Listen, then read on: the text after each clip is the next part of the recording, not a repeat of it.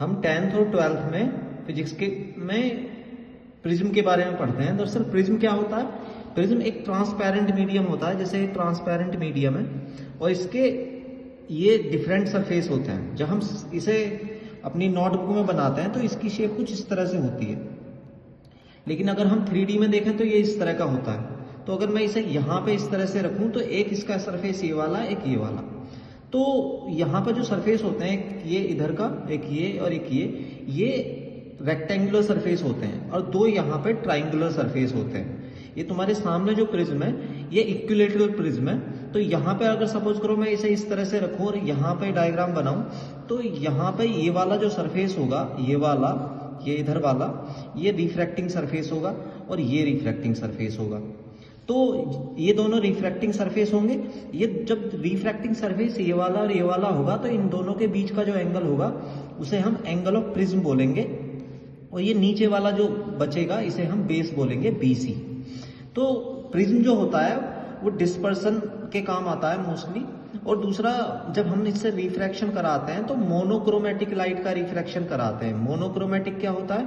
जिसका single colour होता है और सिंगल वेवलेंथ होती है। जैसे सपोज करो रेड कलर की या ब्लू कलर की लाइट होती है। तो अगर सपोज करो मैं इसमें यहाँ से इस साइड से लाइट रे डालूं तो वो यहाँ से रिफ्रैक्ट होगी।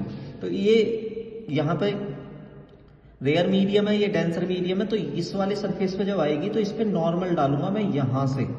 तो नॉर्मल जब डलेगा तो अगर मीडियम चेंज ना होता तो ये यहाँ से सीधा जाती। अब ये नॉर्मल है तो रेयर से जब डेंसर में जाती है तो हमें पता है नॉर्मल की तरफ को बेंड हो जाती है। तो ये सीधा ना जाके इस नॉर्मल की तरफ को नीचे को बेंड हो जाएगी इस तरह से। अब यहाँ पर जब ये दोबारा फिर पहुंचेगी तो यहाँ से क्या होगा, यहाँ पे फिर नॉर्मल डालेंगे।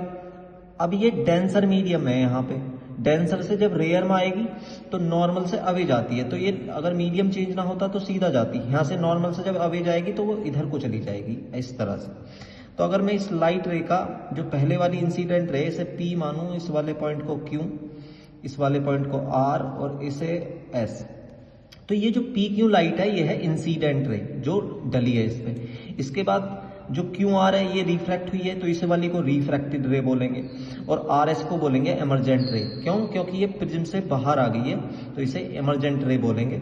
तो ये रिफ्रैक्शन बाय प्रिज्म था। और मोनोक्रोमेटिक लाइट का जो वो होती है व्हाइट लाइट, वो पॉलीक्रोमेटिक लाइट होती है क्योंकि उसमें बहुत सारी वेवलेंथ होती हैं अलग अलग कलर की। विबग्योर पढ़ा होगा।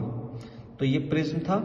और यहाँ पर दोबारा बता देता हूँ, ये वाला रिफ्रैक्टिंग सरफेस है और ये वाला, अगर सपोज करो मैं इसे इस तरह से रख दूँ यहाँ पर, तो अगर लाइट इस वाले सरफेस से जाती है और इससे निकलती है तो अब ये दोनों रिफ्रैक्टिंग सरफेस होंगे और ये वाला बेस होगा यहाँ पर।